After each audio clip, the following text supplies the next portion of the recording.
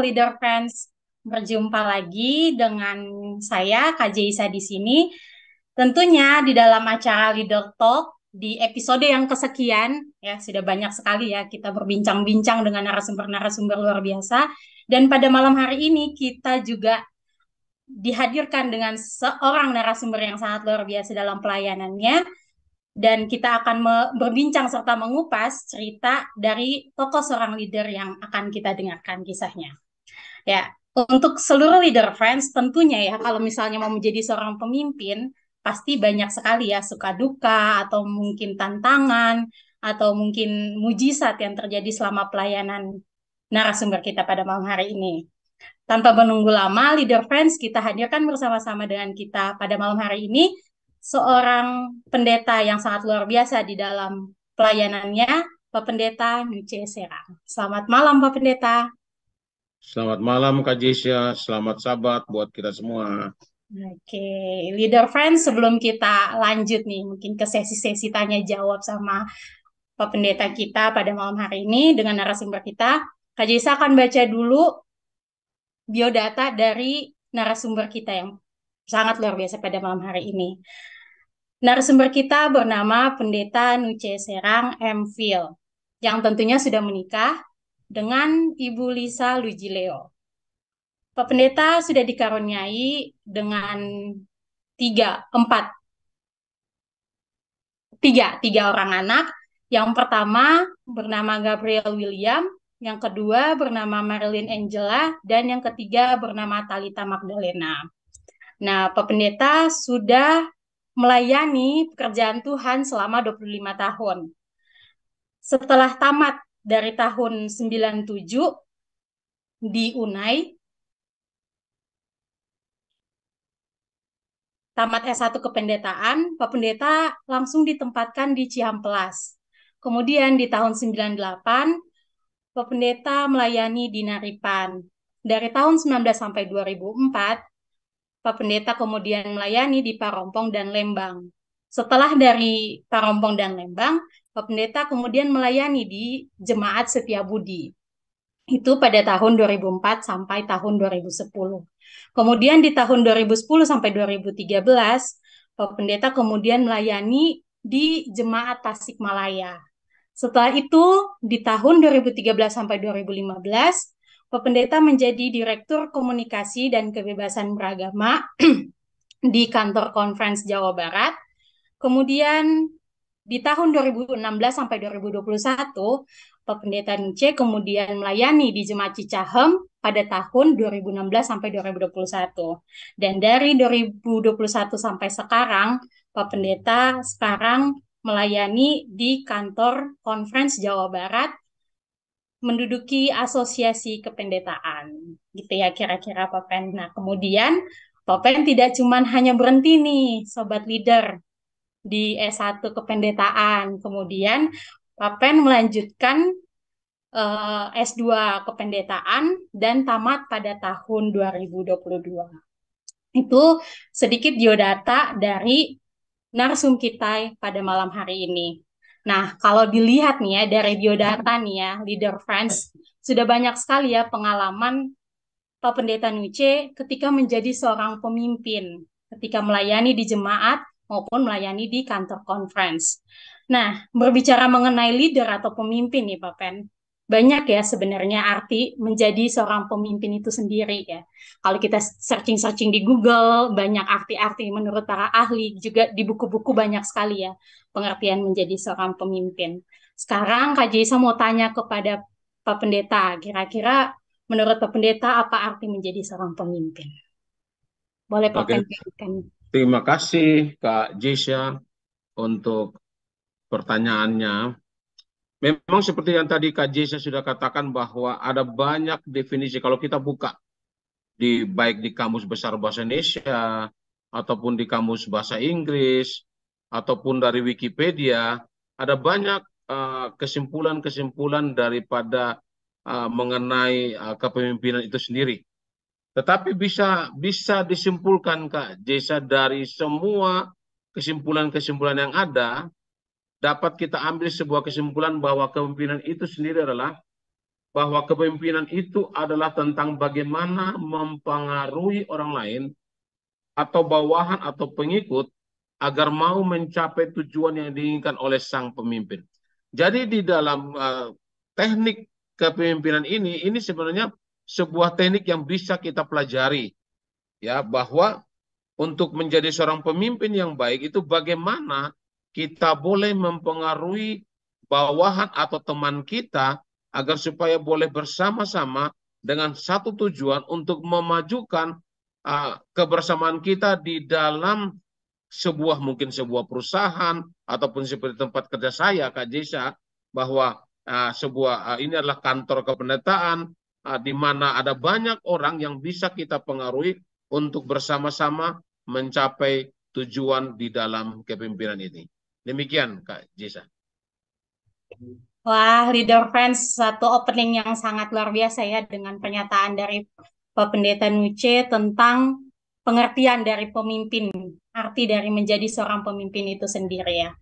Oke, Leader Friends, kalau tadi kita sudah mendengar ya tentang definisi pemimpin, menjadi seorang pemimpin dari Pak Pendeta Nuce, sekarang mau bertanya nih Pak Pen. Tadi kan Kak Jesa sudah membacakan biodatanya Pak Pen sejak tamat dari tahun 97 ya melayani di jemaat Ciamplas ya Pak Pen ya. Ya. Kalau tamat S1-nya dari tahun 91 ya Pak Pen ya. Kak Jesa, saya tamat S1-nya itu tahun 97. Tamat S2-nya tahun 2002, bukan 2022. Oh iya. 2002. 2002 ya Jadi Pak Pen 5 ya. tahun setelah saya menyelesaikan S1 saya di UNAI. Demikian, Kak Jesa. Oke. Oke, terima kasih Pak Pen. Kalau gitu berarti setelah tamat dari 97 langsung ditempatkan di Cihampelas ya Pak Pen? Iya, betul. Oke, berarti Pak Pen tuh kalau jadi seorang pendeta itu memang cita-cita dari kecil Pak Pen? Ataukah karena last choice, ataukah mungkin karena suruhan orang tua atau suruhan saudara, atau apa yang bisa memotivasi Pak Pen bisa ngambil pendeta Pak Pen? Oleh Pak Pen Oke, berikan.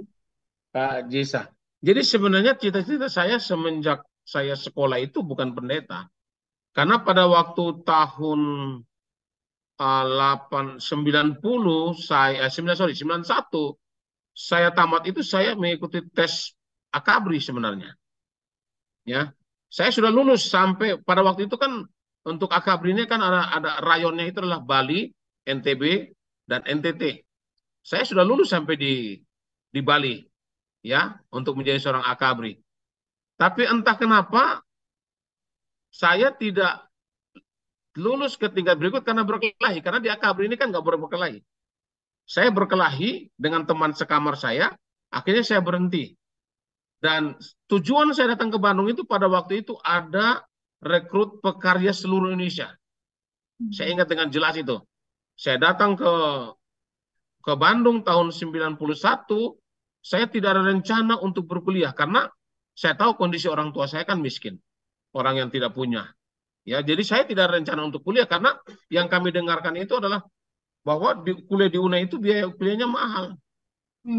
Tapi sebelum itu, saya jujur, saya cemburu dengan teman-teman yang orang tuanya bisa sekolahkan anak-anaknya di UNAI. Ya, mereka bisa bantu anaknya untuk kuliah, saya enggak. Jadi pada waktu saya datang tes untuk jadi pekarya, saya nggak lolos pekarya, saya nggak lolos. Akhirnya coba-cobalah saya mau kuliah di UNAI, tapi dengan bekerja terlebih dahulu. 1 tahun saya kerja, kemudian dan yang menariknya saya mengambil jurusan kependetaan itu sebenarnya itu bukan pilihan yang benar-benar saya pilih, tetapi ini adalah sebuah pilihan yang saya pikir bukan termasuk dalam pilihan kategori dipanggil Tuhan untuk menjadi seorang hamba Tuhan. Oleh karena apa? Saya masuk ke pendetaan ini, saya cari jurusan di UNAI yang tidak ada pelajaran matematikanya. Dan Dan nemunya ternyata itu kependetaan ya. ada di UNAI. Pendeta itu tidak ada pelajaran matematikanya. Maka itulah awal di mana saya masuk ke pendetaan. Karena saya cari jurusan yang tidak ada matematika. Itulah awal mulai saya kuliah di UNAI. Dan perlu Kak Jesse tahu bahwa saya kuliah di UNAI itu benar-benar ada biaya sendiri. Wah, luar biasa. Saya nggak dibiayai orang tua saya karena orang tua saya itu susah. Itulah sebabnya pengalamannya gini. Saya kelas 1 SD saya nggak naik kelas. Ya. Kelas 6 SD saya nggak lulus ujian. Wah, SMA kelas 3 saya nggak lulus ujian. wow. Setelah tamat saya nganggur lagi dulu setahun. Ya, Hmm. baru saya kuliah 91. Setelah kuliah pun di tingkat 3 saya berhenti. Artinya apa? Bahwa apapun yang terjadi ketika kita berserah kepada Tuhan, pasti kita jalan. Hmm. Demikian Kak Jesa. Jadi jujur itu Gak bukan ada panggilan. rencana ya, Bapak. Ya, Berarti benar-benar gak ada rencana ya, Bapak. yes, betul. Tidak ada panggilan untuk saya untuk masuk ke pendidikan. Karena dari dulu saya bukan apa-apa sih Kak Jesa.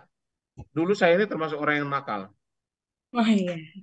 Saya termasuk orang yang nakal. Jadi tidak ada yang menyangka sama sekali kalau saya datang ke UNE itu sekolah kependetaan. Jadi Hmm. awal saya sekolah kependetaan kan saya cari jurusan yang tidak ada matematikanya. Dan itu ada di kependetaan. Demikian Kak Jesa. Oke, Bapak, ini menarik juga nih ya, Sobat Leader yang mendengarkan di rumah juga. Ya, Eh, apa namanya tadi, kalau Papen bilang kan, Papen memang gak ada rencana ya, Papen buat tidak ada. ambil kependetaan ya, Papen. Berarti Papen waktu menjalani kuliah itu tetap menjalani aja atau menjalaninya dengan bersungut-sungut, Papen? Karena kan emang gak pengen masuk pendeta gitu, tapi masuk pendeta kan karena nggak ada matematikanya gitu, Papen. Kira-kira gimana tuh, Papen, waktu Papen kuliah kependetaan? Udah. Kadang ada persungutannya. Kenapa? Ketika mau mendaftar, orang lain sudah kuliah 1 bulan, saya belum mendaftar. Disitulah saya bersungut-sungut, Tuhan, kok orang lain bisa kuliah, mereka sudah mendaftar, saya nggak mendaftar. Dan kamu tahu, Kak Jesse, saya pada waktu itu berdoa itu bisa 7 kali, bisa 10 kali dalam 1 jam. Hanya untuk supaya bisa mendaftar di UNAI. Tapi ketika kuliah itu sudah berjalan, memang saya sungguh-sungguh gitu loh. Saya sungguh-sungguh untuk berkuliah ini untuk bisa menjadi seorang pendeta. Walaupun memang pada awalnya saya tidak ada keinginan untuk menjadi pendeta. Keinginan saya lah mencari jurusan yang tidak ada matematik. Ada 2 jurusan sebenarnya. Sekretaris dan kependetaan. Kan nggak mungkin saya masuk sekretaris. Untuk menjadi seorang sekretaris kan. Karena itu rata-rata perempuan semuanya. Itulah sebabnya saya mengambil kependetaan. Demikian Kak Jesa. Berarti tetap menjalani sampai akhir ya, Pak Pen. Sampai akhirnya Iya, tamat di tahun 97 ya, Pak Pen. iya, iya. Oh iya. Ada tantangan nggak, Pak Pen, selama Pak Pen menjalani kuliah waktu itu? Pak Pen rasakan dengan biaya Jelas, sendiri gitu, Pak Pen. Boleh dibagi jelas. kepada sobat leader menjadi motivasi buat sobat leader di rumah. Oke. Jadi begini. Tahun 91 ketika saya, sorry, saya datang itu tahun 90. Saya bekerja dulu setahun. Ya. Uh, Tantangan yang terbesar bagi saya adalah bagaimana untuk melanjutkan hidup ini. Karena tidak ada uang, tidak ada makanan. Ya. Sampai yang saya lakukan adalah dulu roti masih harga 100 perak. Nah, itulah makanan saya. Pagi satu, siang satu, sore satu. Minum saya adalah minum air yang langsung dari keran di Unai. Nah, kalau sore hari tidak ada yang mengajak kami makan, atau saya makan, saya tidur dengan perut kosong. Dan perlu Kak Jesa tahu, saya tinggalnya itu di kandang ayam. Sebelum kandang ayam, kandang sapi. Nah, jadi mungkin kalau badan saya besar, mungkin terimbas dari sana kali ya. Karena tidur dengan sapi, makan dengan sapi, ya. Hmm. Jadi hidup ini waktu kuliah jujur saya susah. Tapi kesusahan ini membuat saya lebih dekat dengan Tuhan gitu. Sehingga saya punya berat badan waktu itu 50 kilogram. Waktu saya masuk tahun 91. Sekarang sudah 120. Ya, sangat jauh berbeda. Waktu kuliah saya punya berat 50 kilogram. Dan memang susah. Sampai satu malam karena saking laparnya, aja saya tahu, kami pergi nyuri nyuri ubi orang, singkong orang. Saking kelaparannya. Sudah nyuri, rebusnya asal rebus di kaleng cat. Nah, kalau kaleng cat ini kan berarti rasanya kan rasa cat. Tetapi Iya. karena saking laparnya, kami harus makan itu. Ya, Hmm. karena kalau tidak ada yang bisa membuat menyambung hidup kami. Jadi memang tantangan begitu banyak ketika menyelesaikan. Kenapa? Anak orang lain bebas mereka pergi. Hari Minggu mereka jalan-jalan dengan pacarnya. Makan di Hmm. kantin Thomas yang memang terkenal pada waktu itu. Nah, sementara Hmm. saya setiap hari itu harus kerja. Hari Minggu pun saya harus kerja. Saya kerja waktu itu ada dua departemen, maintenance dan juga jaga malam. Siang saya kerja di maintenance, malam saya jaga malam. Karena kalau nggak gitu, saya nggak akan bisa kuliah. Jadi memang benar-benar saya berkuliah dengan biaya sendiri. Hanya berharap kepada siapa? Berharap hanya kepada siapa? Kepada Tuhan. Karena kalau tidak, saya tidak bisa melanjutkan perkuliahan saya. Demikian, Kak Jesa. Sangat menginspirasi seluruh leader friends yang ada di rumah ya. Semoga ini juga bisa menjadi motivasi seluruh leader friends yang mendengarkan. Oke, Popen. Tadi ada hal yang menarik juga Popen cerita kalau memang dulu Popen bisa dibilang nakal ya Popen ya. Dan orang-orang pada heran kenapa Popen bisa akhirnya mengambil kependetaan gitu ya Popen ya. Iya. Nah, menarik nih, Kak Jesa mau tanya ke Papen juga. Waktu Papen akhirnya mengambil kependetaan waktu saat itu, Papen apakah ada dukungan dari orang tua atau mungkin dari saudara-saudara Papen ataukah malah kayak bertanya-tanya kayak kenapa sih kamu ngambil pendeta, ngambil aja yang lain atau jadilah tes angkatan lagi mungkin gitu. Gimana Papen kira-kira dukungan dari orang-orang sekitar buat Papen waktu itu? Ya, Kak Jesa. Ketika mereka, karena gini, saya kan sekolah itu kan berasrama di sekolah lanjutan Advent Noel Baki Kupang. Mungkin Kak Jesa juga pasti tahu. Ya, saya itu masih sekolah bersama-sama dengan Mama Kak Jesa.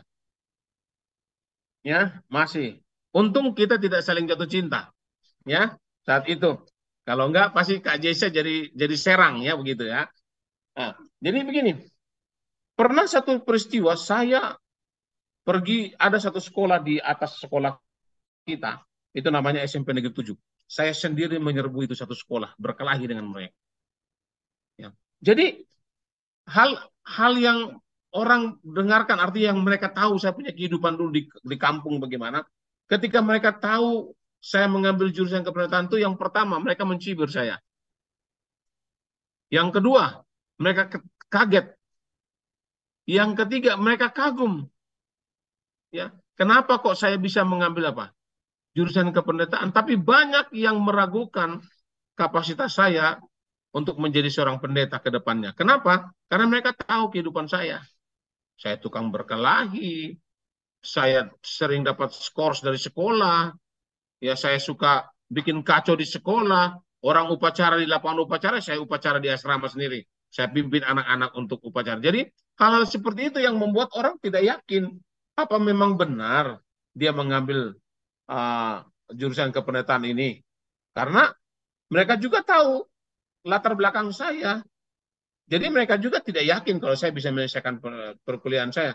Tapi saya mau katakan kepada kita, ya, sobat leader talk, bahwa manusia boleh melihat latar belakang kita, tapi Tuhan tidak pernah melihat latar belakang kita. Demikian Kak Jesa. Iya, puji Tuhan sangat luar biasa ya pengalaman dari Papen ya. Waktu Papen waktu itu teman-teman Papen meragukan nih waktu Papen mengambil kependetaan apakah Papen pernah merasa down gitu Papen waktu awal-awal kuliah pendeta gitu waktu kayak karena disepelekan gitu waktu Papen yang ngambil pendetaan. Pernah ngerasa down nggak Papen atau Papen tetap menjalani dan membuktikan kalau aku tuh bisa gitu Papen? Pasti ada, tapi ya pasti pasti ada. Perasaan itu ada. Tapi saya jadikan itu sebagai sebuah pemicu untuk dapat menyelesaikan apa? Pendidikan saya. Saya tetap maju terus. Memang ada kekecewaan. Kadang kadang saya juga merasa bahwa Tuhan, aku ini sudah hidup benar loh di hadapanmu.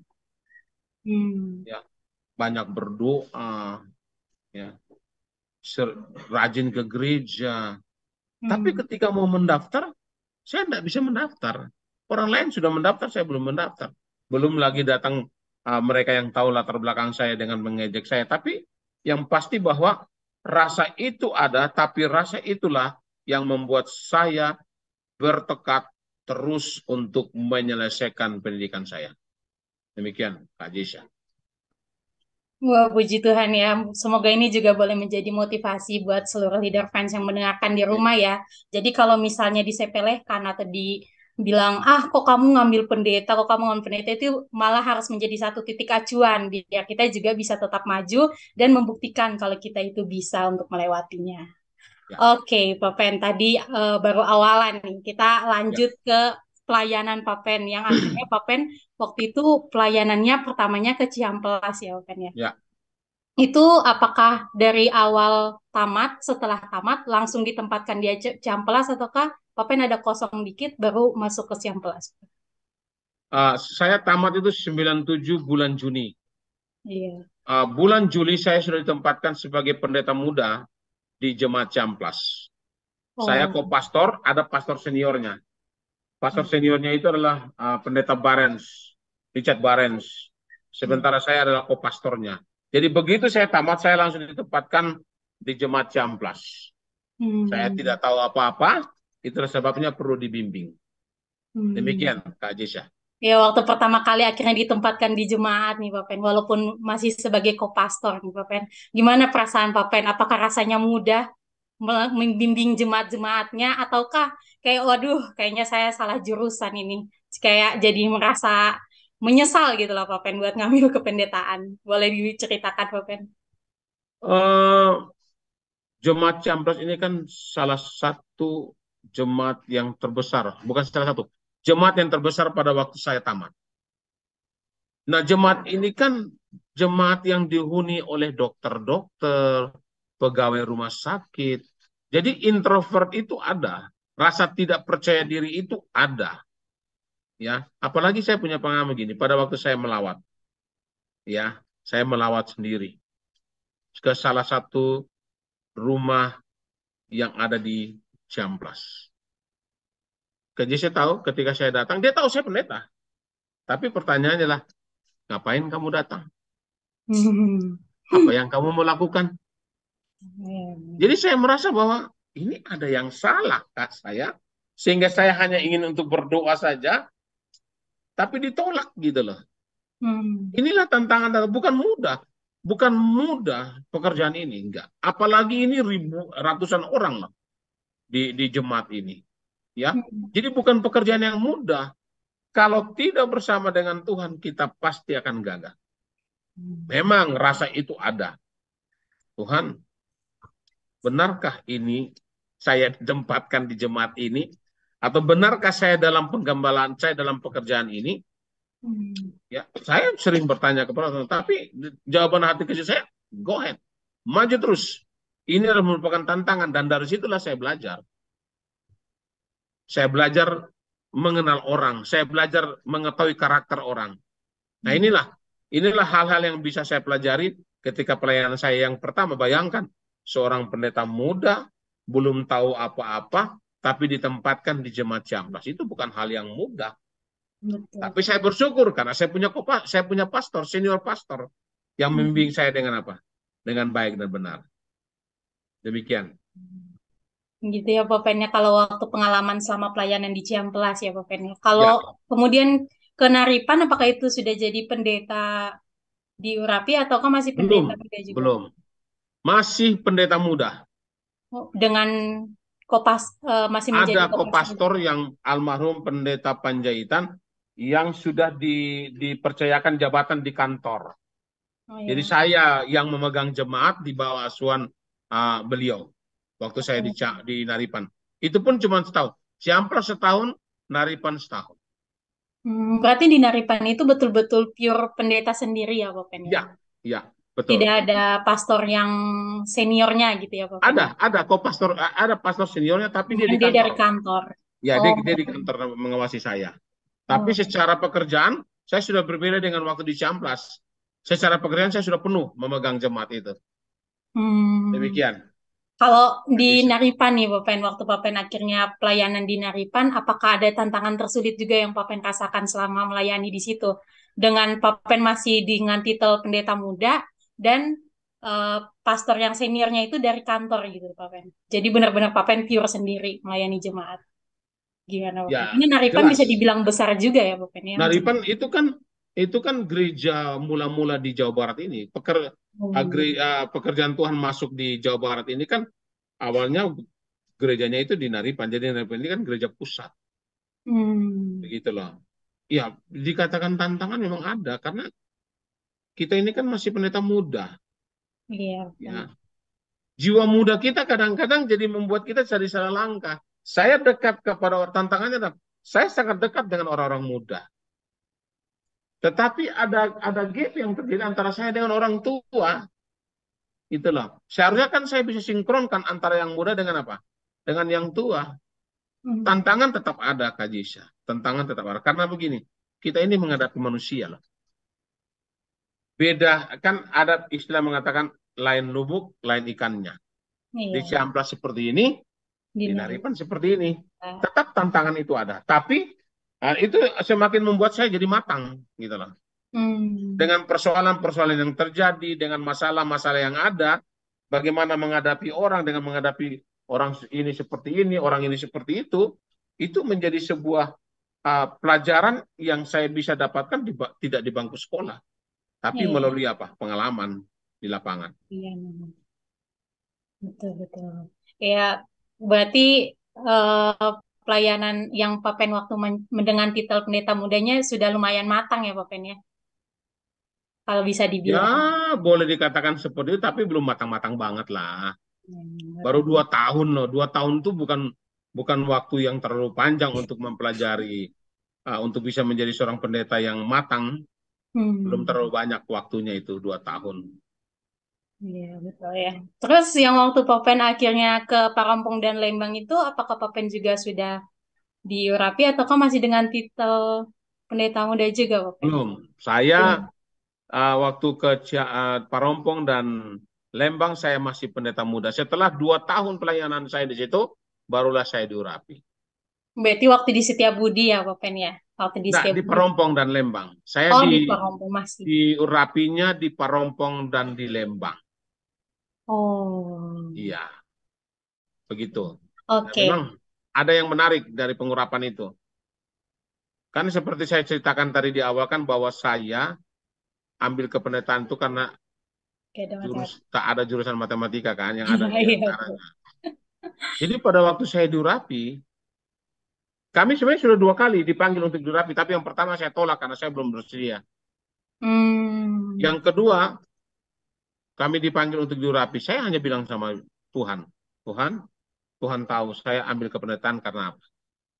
Jika memang Tuhan tidak berkehendak untuk saya diurapi, pasti ada saja jalan sehingga saya tidak diurapi. Waktu saya dari rumah ke Unai, karena saya diurapi di Unai.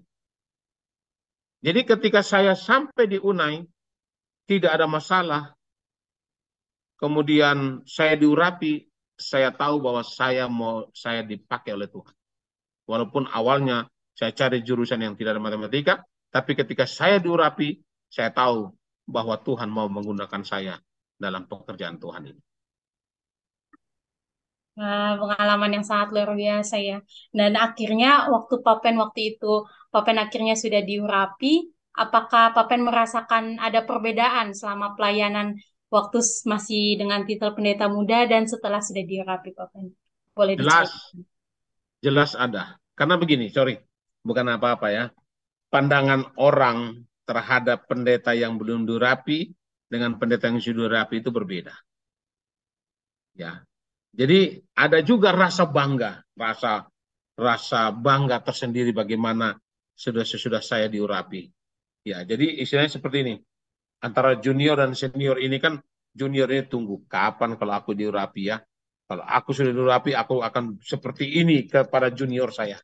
Nah, itu rasa-rasa seperti itu juga masih ada. Ya, waktu itu ya. Ini saatnya saya harus banyak bicara. Waktu junior, waktu pendeta muda saya diam. Tapi ketika saya sudah dirapi, ini saatnya saya harus banyak bicara. Tapi itu bukan rasa yang benar. Ya, justru semakin ya, ketika kita menerima pengurapan itu, kita semakin harus menjadi lebih rendah hati. Karena kita diasingkan dalam pekerjaan ini, diasingkan untuk melakukan pekerjaan Tuhan. Jadi tidak ada. Jadi pengurapan itu bukan, poinnya adalah pengurapan itu tidak boleh dicari-cari. Karena pengurapan itu datang dari apa? Dari Tuhan. Biarlah dia datang sendiri pengurapan itu. Dan ketika kita sudah diurapi, artinya saya dan mereka yang sudah diurapi telah diasingkan Tuhan untuk pekerjaan ini. Betul ya, pernyataannya sangat luar biasa ya seluruh leader friends yang mendengarkan di rumah. Kalau gitu, Papen tadi kan kata Papen ada masing-masing tantangannya Papen ya. Nah, tadi di biodata juga sudah dibacakan oleh Kak Jaisa, Papen juga pernah duduk jadi Direktur Komunikasi dan Kebebasan Beragama di kantor conference dan sekarang juga menjadi Asosiasi Kependetaan ya Papen ya di KJB. Ya. Ya, Pen. Kalau tadi kan pelayanan-pelayanan selama di jemaat, ya ketemunya sama jemaat, sama seluruh anggota-anggota jemaat yang ada di jemaat tersebut, gitu ya, Pak Pen ya. Kalau misalnya di kantor, apakah ada hal atau tantangan tersulit juga sama Pak Pen merasakan? Ada perbedaan nggak Pak Pen yang sangat jomblang gitu, kayak yang bikin Pak Pen kaget, wah ternyata di duduk di kantor conference itu seperti ini ya, gitu. Ada merasa seperti itu nggak Pak Pen kira-kira? Ada. Bahkan ketika ketika saya jadi gembala jemaat, ada rasa seperti itu, saya tidak ingin meninggalkan pekerjaan ini. Tapi ketika datang ke kantor itu punya tantangan sendiri. Kenapa? Lebih mudah kita menghadapi anggota jemaat daripada kita menghadapi sama rekan pendeta, gitu loh. Saya ketika saya menerima jabatan ini untuk yang pertama kali dan ketika ada masalah, saya bilang sama istri saya, bagaimana kalau kita tinggalkan saja jabatan ini, kita jadi gembala jemaat. Karena tantangannya ternyata lebih besar loh. Di Boleh jemaat itu diceritakan enggak. mungkin bukan kepada seluruh leader fans yang mendengarkan. Ya, jadi begini. Artinya begini. Saya kan sekarang ini kan istilahnya jabatan saya ini adalah eh, kalau di Roma Katolik saya ini kardinalnya. Saya ini membawahi 46 pendeta. Nah, pendeta ini kan lain orang kan lain pikirannya. 46 pendeta, 46 juga pikirannya. Betul, Bapak. Jadi tantangannya itu ternyata lebih besar ketika saya ada di kantor conference ini. Ya. Hmm. Dan mungkin oleh karena kita sama-sama pendeta, kadang kadang pembicaraannya itu tidak lihat waktu, nggak Hmm. lihat tempat, asal saja karena mungkin kita ya karena kita dekat ya satu dengan yang lainnya. Tapi kadang kadang pembicaraan itu membuat kita ini sakit kepala gitu. Saya harus lebih banyak berdoa ketika di conference ini daripada ketika di jemaat. Supaya bisa menjadi lebih kuat dalam menghadapi tantangan. Karena tantangan itu saya mau bilang Kak Jeza, tantangan lebih besar ketika saya ada di conference. Kenapa? Ketika di jemaat saya cuma melayani satu jemaat. Tapi ketika saya di conference saya melayani 46 jemaat. Hmm. Bayangkan. 46 jemaat dengan 46 pendeta dengan karakteristik pendeta yang berbeda-beda. Betul, Bapak. Kadang bicaranya lembut, ya. Hmm. Kadang bicaranya setengah lembut, kadang Hmm. bicaranya kasar, ya. Tapi ya mau tidak mau saya harus jalani itu karena saya sudah terima. Hmm. Sangat jomblang ketika saya di jemaat dengan sekarang di kantor. Hmm. Ya, Popen. Tadi kata Popen ada yang menarik juga nih ya. Yang tadi kata Popen, kalau di kantor tuh sangat berbeda ya. Lebih sulit waktu di kantor ya, Popen ya. Waktu sekarang Popen di kantor conference. Kalau gitu, Popen, selama Popen merasa hal-hal tantangan tersulit itu, bagaimana Popen akhirnya mendapatkan jalan keluar untuk mendekati pendeta-pendeta yang ada 46 tadi ya, Popen ya, kalau nggak salah Ya, ya. Ya, gimana akhirnya Popen bisa untuk mendekati pendeta-pendeta ini karena untuk sekarang Popen kan menjadi seorang asosiasi kependetaan ya Popen ya. Gimana tuh ya, caranya? Boleh mungkin Popen ceritakan. ya. Artinya gini, poin yang pertama adalah saya harus tunjukkan bahwa saya adalah leader. Ya, tapi leader yang servant, leader yang melayani, bukan leader secara dunia luar yang leader yang otoriter. Saya pemimpin, kamu harus dengar saya enggak. Nah, itulah sebabnya langkah yang pertama saya lakukan adalah perlawatan. Saya kunjungi mereka. Hmm. Saya kunjungi mereka. Nah, kan kalau orang timur ini kan kalau datang ke rumah kan itu sudah luar biasa diterima. Kan Iya. begitu. saya adakan kunjungan perlawatan itu namanya penggembalaan. Hmm. Yang kedua, kalau mereka datang ke kantor, saya ajak mereka makan. Kan Hmm. kalau perutnya sudah dimenangkan, sudah aman itu kan. Yes, Jadi betul. ajak mereka makan, kita berbincang-bincang, kita coba mencairkan apa? Suasana. Kita doakan mereka ketika mereka datang ke kantor.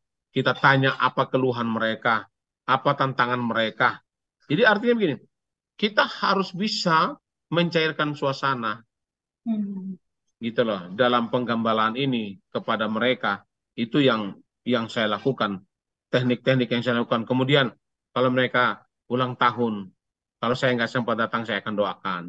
Dan saya Hmm. berusaha orang pertama yang mengucapkan selamat ulang tahun pada mereka. Yang kedua, saya harus ingat mereka punya hari ulang tahun pernikahan. Ya, Hmm. kita berikan mereka kado, ya, Hmm. walaupun itu memang menggunakan dana dari kantor. Tapi kita kasih mereka hadiah ulang tahun segala macam. Kadang kita datang berkunjung ke rumah mereka, kita ajak mereka jalan uh, ke bersama-sama. Ini semua dilakukan untuk mencarikan suasana. Hmm. Iya, Bu, iya. Bisa dibilang ini ya, biar bisa lebih dekat dengan Iya, pendeta-pendeta yang iya, dengan banyak karakteristik ini ya, Pak Pen ya. iya, iya, Oke, betul.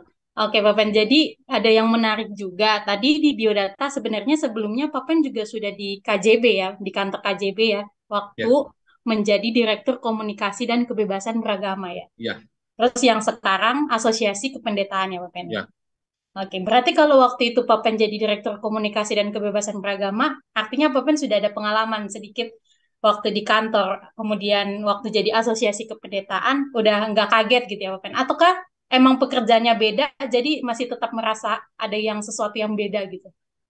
Karena Beda, beda, tetap beda ya Papen? beda. Karena waktu Direktur Komunikasi dan Kebebasan Beragama, saya lebih banyak berhubungan dengan alat daripada manusianya. Hmm. Kebebasan beragama kan lebih kepada apa? Di luar daripada lingkungan gereja kita. Jadi Hmm.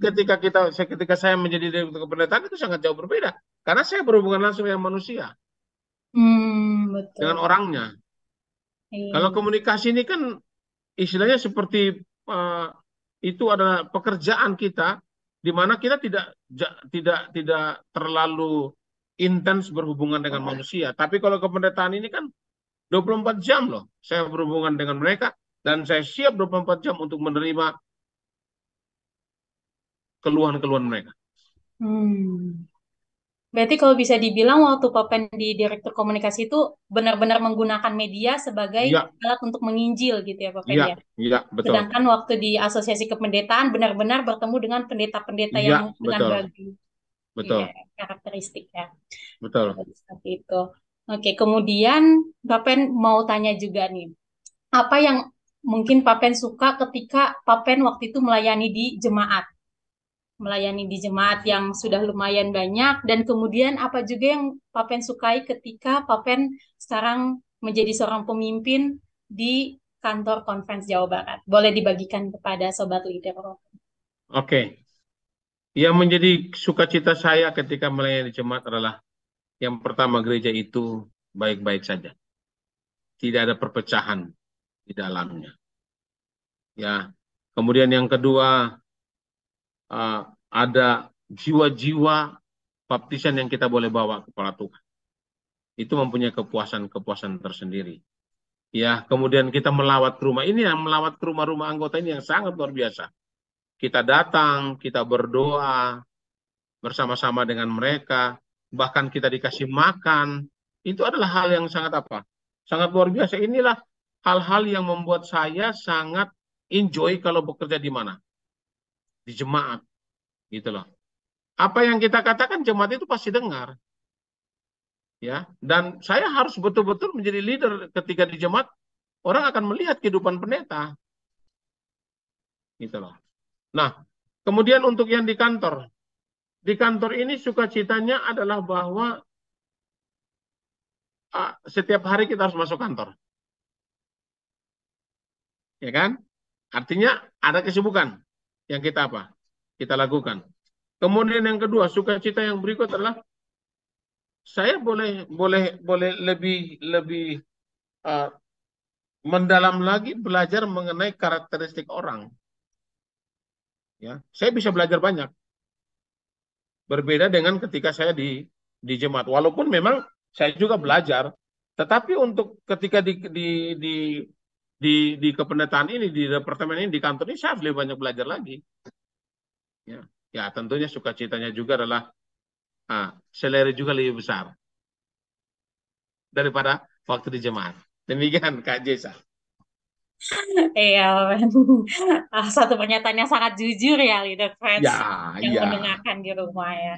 Oke, Bapen. Ini mau tanya lagi. Tadi kan ya, kita Papen suka banget waktu di pelayanan di jemaat tuh ketika pergi melawat ke rumah-rumah gitu ya, Papen ya. ya, Kemudian dijamu gitu ya, Papen ya. iya. Pernah nggak kira-kira Papen udah dengan bersemangat nih mau datang melawat di salah seorang anggota, tapi diusir gitu, Papen? Diusir kayak ngapain datang sini, udah pergi-pergi gitu, atau malah nggak menyambut seorang pendeta itu dengan baik gitu, Bapak? Pernah gak Bapak merasakan seperti itu selama pelayanan di jemaat, Bapak? Kalau untuk diusir enggak.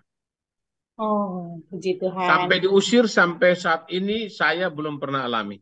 Tetapi Hmm. diterima dengan tidak baik sering. Ya, Saya kasih bagaimana contoh. kira-kira tuh Bapak mengatasinya? Saya Iya, kasih boleh, Bapak. contoh. Saya datang melawat ke sebuah rumah tangga. Jadi saya tahu di rumah itu hanya ada satu kursi. Hanya satu kursi. Seharusnya sebagai tuan rumah yang baik kan harus memberikan tamu yang apa? Duduk di kursi itu. Ya. Tapi yang terjadi adalah dia duduk di kursi dengan mengangkat kaki, sementara saya duduk di lantai. Nah, itu kan poin yang bahwa dia memang tidak suka saya datang ke rumahnya. Atau yang kedua, saya begitu duduk, dia sudah lihat jam. Sedikit-sedikit lihat jam. Sedikit-sedikit lihat jam. Itu tandanya kan berarti dia nggak mau saya datang apa?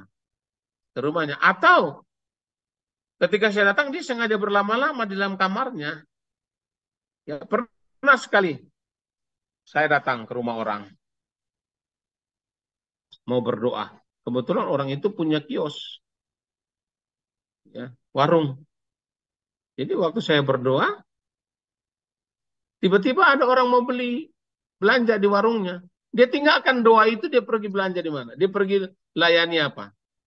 Pembelinya. Jadi saya berdoa sendiri.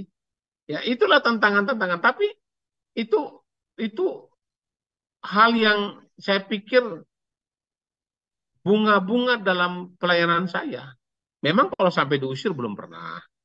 Tetapi penyambutan dengan tidak ramah itu pernah. Bahkan ada yang ramah juga. Begitu pulang Pak Pendeta, ini ada pisang dari kebun, dikasih kita. Kan sukacita kita, Pak Pendeta, ini ada sayur dari kebun. Kan enak. Tapi memang ada juga yang seperti tadi saya bilang, bahwa ada juga yang terima saya dengan tidak apa, tidak ramah, tidak bersahabat. Ternyata Papen juga pernah merasakan pengalaman seperti itu ya, Papen. Kak Jay, saya kira Papen tuh selama melayani itu benar-benar mulus gitu, diberikan jalan sama Tuhan, benar-benar gak ada lika-liku gitu. Ternyata ada lika-liku juga ya selama pelayanan, Iya. melayani kepada anggota jemaat maupun melayani di kantor konferensi ya, Papen ya.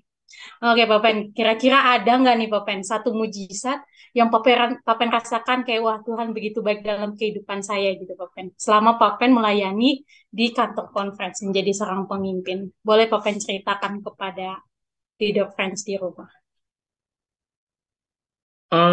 Sebenarnya ada. Tapi apakah kita tidak menyalahi aturan mainnya, Kak Jesa, yang sudah diberikan kepada saya untuk tidak membicarakan nama atau yang menyangkut pimpinan atau apa? Gitu. Karena memang ada sebenarnya. Ya, jadi kalau di kantor conference itu pernah memang saya menerima perlakuan yang tidak baik. Tapi saya tidak perlu ceritakan secara detail. Tapi memang ada tindakan yang tidak baik yang saya terima di kantor conference. Demikian Kak Jesa. Mungkin Oke. yang saya bisa ceritakan itu sebenarnya di Tasikmalaya yang lebih lebih memang betul-betul mujizat yang terjadi dalam pelayanan saya. Tapi karena tadi Boleh. Kak Jesa tanya di kantor, ya saya jawab yang di kantor.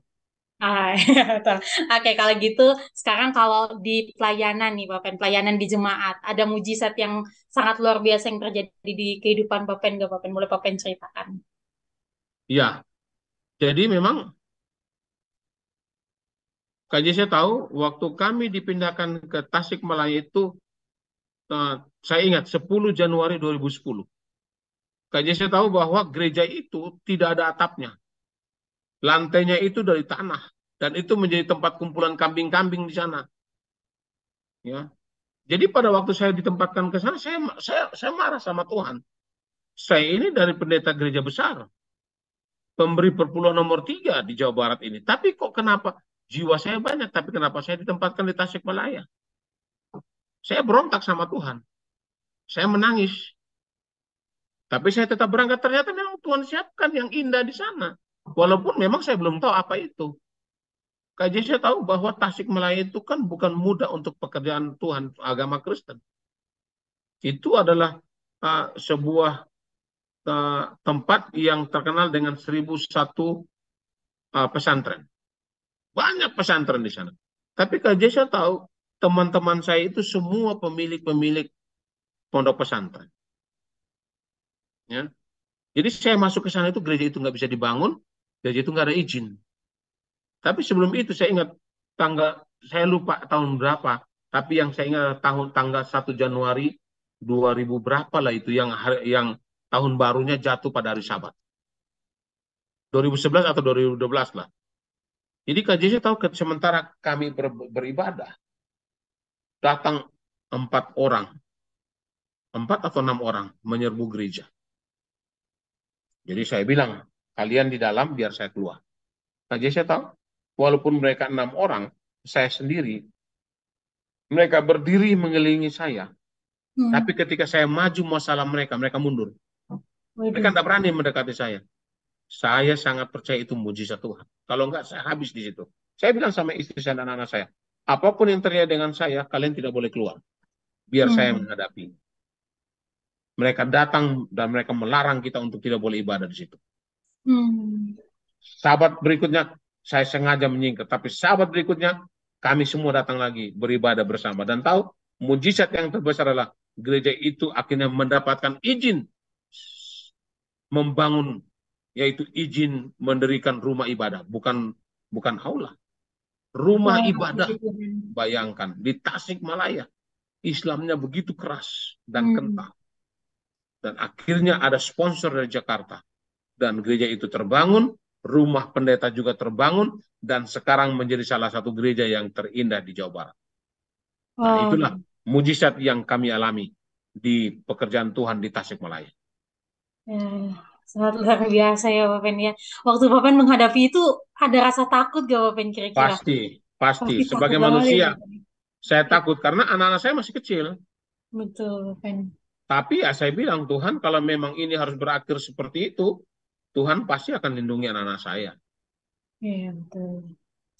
Sangat luar biasa pengalamannya ya, Amin. mujizat yang sudah Papen rasakan ya. Dan kalaupun waktu itu terjadi sesuatu sama Papen, pasti malam ini nggak bisa jadi narasumber Kita ya nggak Papen bisa ya, aja menjadi di narasumber. Leader Talk Betul, kita pada malam hari ini. betul. Ya, itu mungkin memang penyertaan Tuhan ya, udah jalan Amin. Tuhan sampai Papen akhirnya sekarang sudah menjadi seorang pemimpin di kantor konferensi Jawa Barat. Oke, Papen. Untuk yang terakhir nih, Papen, Ya, mungkin boleh Papen memberikan satu closing statement dari semua yang sudah kita bicarakan mulai dari awal sampai akhir, biar menjadi satu motivasi kepada seluruh leader friends yang mendengarkan di rumah, biar mereka bisa tahu gitu tentang pengalaman-pengalaman Papen, bisa memotivasi seluruh leader friends yang ada di rumah. Boleh, oke. Papen. Terima kasih, Kak Jesa. Yang pertama yang saya mau katakan kepada seluruh leader talk malam ini adalah, satu pekerjaan yang mustahil adalah menyenangkan semua orang. Itu pekerjaan yang mustahil, yang tidak bisa kita lakukan. Nah, jika kita menghadapi keadaan seperti itu, tetap maju terus. Ya, kita hidup di dunia yang penuh dengan tantangan, di dunia yang penuh dengan masalah. Tapi kita punya Tuhan, Tuhan yang begitu luar biasa, Tuhan yang begitu hebat. Memang Tuhan tidak berjanji kemakmuran kepada kita. Tuhan tidak berjanji bahwa ketika kamu ikut aku, ketika kamu dalam pekerjaan ini, kamu tidak akan kena sakit penyakit, kamu tidak akan kena masalah. Tapi yang Tuhan janji adalah, aku akan menyertai kamu apa? Senantiasa. Jadi, leader talk, leader fans, dimanapun kalian berada, yakinlah bahwa ketika kita berjalan bersama dengan Tuhan, kita pasti akan berhasil. Kita pasti bisa menyelesaikan pekerjaan ini. Karena Tuhanlah yang memberikan kita hikmat, Tuhanlah yang memberikan kita kekuatan untuk bisa apa? Menjalani pekerjaan kita, menjalani kehidupan ini sambil menantikan kedatangan Tuhan yang kedua kali. Demikian Kak Jisa. Amin, puji Tuhan. Satu closing statement yang sangat luar biasa yang sudah dibicarakan oleh narasumber kita yang sangat luar biasa pada malam hari ini. Oke, leader friends, itulah tadi bincang-bincang kita dengan seorang pemimpin yang sangat luar biasa dalam pelayanannya, Pendeta Nece Serang. Semoga ini boleh menjadi sumber inspirasi dan motivasi bagi seluruh leader friends dimanapun kalian berada menyaksikan Leader Talk Show kita pada malam hari ini. Untuk menutup rangkaian acara Leader Talk kita pada malam hari ini, kita akan berdoa yang akan dipimpin oleh Pendeta Nece Serang. Mari kita berdoa. Tuhan Allah Bapa kami dalam surga, terima kasih untuk malam hari ini. Terima kasih untuk hari Sabat yang Tuhan berikan bagi kami, di mana kami akan bersekutu dengan Tuhan pada sepanjang Sabat ini. Dan terima kasih untuk acara malam hari ini, Leader Talk, yang sudah dipandu oleh Kak Jisa. Biarlah ya Tuhan apa yang sudah kami perbincangkan pada malam hari ini, maka fans Leader Talk akan dapat mengambil sebuah kesimpulan untuk tetap bersama-sama dengan Tuhan. Hamba mau berdoa untuk seluruh fans Leader Talk, untuk seluruh officer Leader Talk, dan juga jemaat Bukit Zaitun. Biarlah Tuhan memberkati mereka, sehingga melalui pelayanan mereka, melalui media ini, ada banyak jiwa yang boleh dibawa kepada Tuhan. Terima kasih Tuhan, kami percaya bahwa Tuhan akan mendengarkan doa kami. Ampuni kami dari segala dosa, di dalam nama Yesus kami berdoa. Amin. Amin. Tidak lupa juga Kak Jaisa mau mengucapkan terima kasih banyak kepada Pendeta Nece Serang karena sudah berbagi pengalaman, cerita ketika menjadi seorang pemimpin, menjadi seorang leader yang tentunya boleh menjadi satu berkat buat Kak Jaisa ataupun juga seluruh leader friends yang mendengarkan di rumah. Untuk seluruh leader friends yang mendengarkan, jangan lupa untuk tetap saksikan Leader Talk di setiap hari Jumat malam jam 19.00 sampai 20.00 waktu Indonesia Barat, tentunya di channel YouTube Bukit Zaitun dan Sion Priangan KJB dan juga live streaming via Instagram TA_Bukit Zaitun. Pada malam hari ini, Kak Jaisa dan Pendeta Nece akan pamit undur diri. Shalom, selamat malam, selamat sabat, Tuhan Yesus memberkati.